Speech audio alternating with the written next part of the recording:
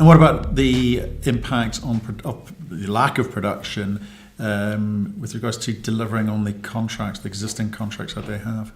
Yeah, it was an interesting one because there's been a lot of speculation amongst analysts and even retail investors that they'll seek to push their delivery profile around. They might call for force majeure, etc. What came through really clearly was the only possible risk to deliveries might be on the timing. And then in question time, Grant Isaac came back and specified that, hey, it won't be Cameco asking for delivery times to be moved around. Maybe some of their customers will, but it seems that they're getting a very strong sense from their customers that they need these pounds and they want these pounds, and Cameco's ready to deliver on those according to the original timeframes. So no indication whatsoever that they'll be wriggling out. They talked a little bit about some of the mitigation measures that they might have if they really get backed into a corner on spot price, and the capacity to borrow off customers who've got storage with them. That's probably the most significant of that, but also talking about their own inventory, which suggested to me that perhaps they're thinking, well, let's just leave that inventory as the final mitigation in case we really see a rocketing spot price and we don't want to chase it through, X plus Y. That's when the inventory will come into play. So a bit of strategy here. Well, I thought it was a bit of strategy from there. So Grant, again, was talking about it was their decision. I think this control component came through a lot throughout the language of the whole call. But it was their decision to shut down at McArthur Lake. It was their decision to shut down Cigar Lake and draw from inventory in the marketplace. It's almost like they wanted to suck out these floating inventories from the market to help the market drive the price. This was their contribution towards driving price, because you say there's a lot of sort of unknown and unwanted and inventory out there. There's off book and on book buying. It's been a very hard space to judge, but this seemed like a deliberate decision by them to get back in control with regards to the price at which they could sell their own production, but they needed to kind of clear the table first. What was your take on that? Yeah, I agree with you. And there was 2, maybe even 3 points where they talked through their mitigation measures and they finished the statement with, but that will lead to further destocking. So clearly their strategy is they don't really mind how it happens, but they're playing let's call it a 1 or maybe a 2 or a 3 year game here, where they want to see destocking out of this industry, no matter how it happens or where it comes from. Yeah. So, and just for people in here, because again, we're getting all sorts of people watching the show now, perhaps people have not been in the uranium space for the last 2, 3, 4 years. The price at which the spot price at the moment is, hitting the heights of 34. It was at 23 2 months ago. But if you're a producer with your pounds in the ground, you want to sell them for the most amount possible. If you can go into the market, buy it somewhere between 23 and 34 and sell against contracts which you may have at much higher prices, because the contracts were agreed, a while ago, whether it be 5, 6, 7 years ago or longer, as we've heard for some companies. You're going to choose to do that rather than eat into which is valuable inventory of your own. So that's the kind of the thinking, I think, that Cameco are going through there. A couple of other phrases which we talked about this last week, which is and kind of relevant to what we just talked about, which is Cameco said it's not about the size of your inventory, it's about the mobility. What did he mean by that? This sector has always operated off relatively large amounts of inventory compared to other energy sources, and certainly compared to industrial metals, for example. And that's just a feature, that's just what it is. So the point that was being made is there is volumes of inventory, and that's just how it's been for decades.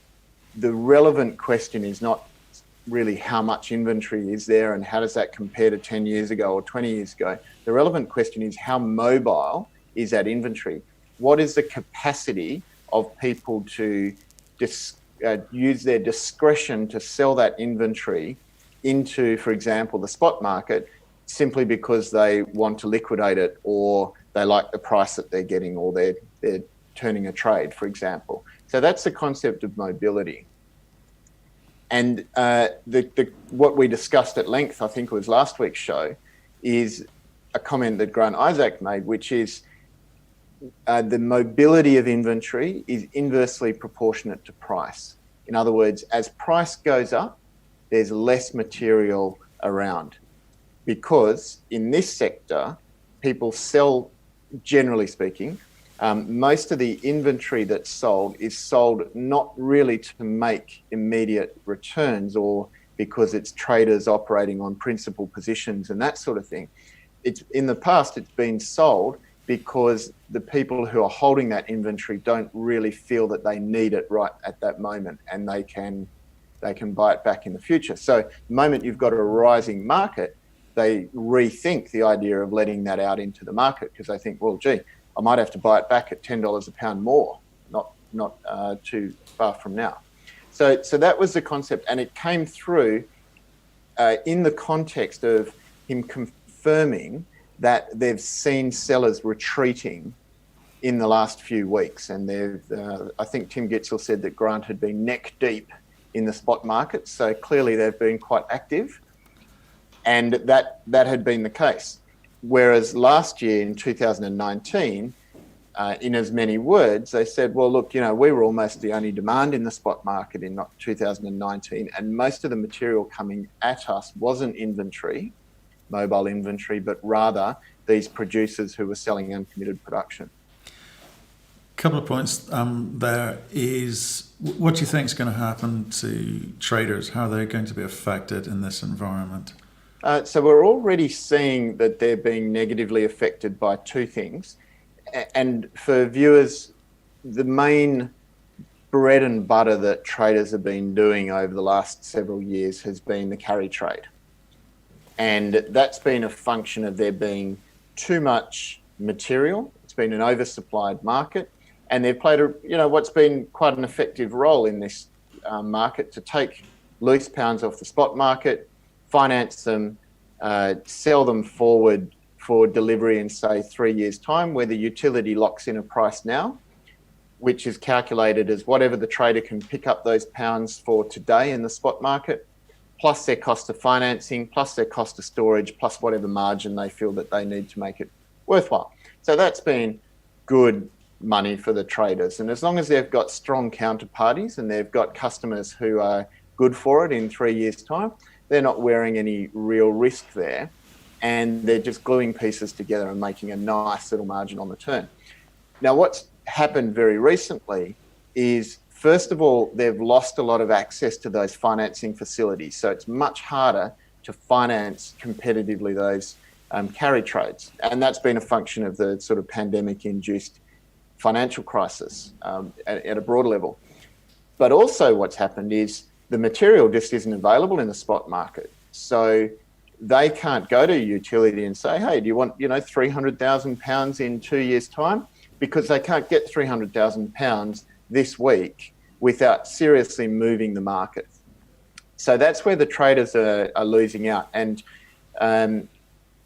you referred to the interview that was given by Mr. Permitov from Kazatomprom, and he made some very interesting comments in that traders are going to have to reinvent themselves. They no longer have this little gravy train of the carry trade as the market tightens up. And those comments were directly endorsed by Cameco on this call. So they're obviously thinking in the same way.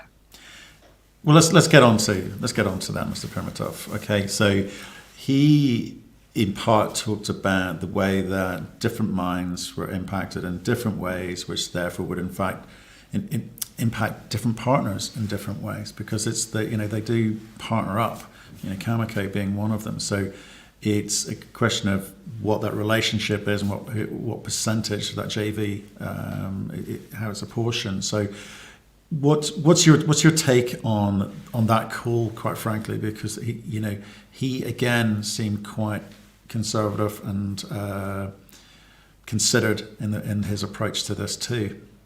I'm not sure where he was going in terms of if there was any agenda in the way that he was answering that question. I think it was just a well-posed question that he was putting out there.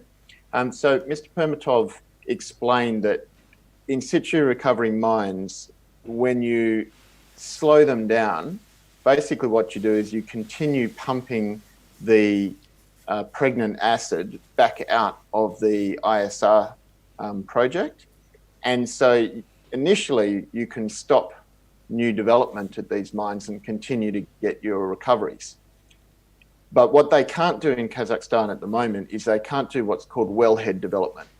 And with these mines, you need to constantly be putting in your injection wells and building up your extraction wells so that once you finish this little pen, you can move to that one, then you can move to that one, then you can move to that one. That's what they can't do.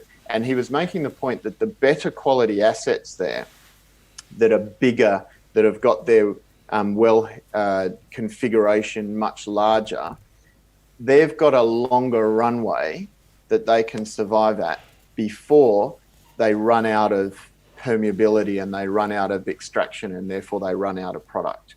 But to your point, he made the point that it does affect their partners in very distinct and different ways. And the fact that everyone's down, there will be a ranking of impacts. But again, if those mines in Kazakhstan, if the wellhead development is suspended beyond the initial 3 months, it will start leveling everybody out, because even those who've got access to the best quality joint ventures will lose their production and a large proportion of their production as well.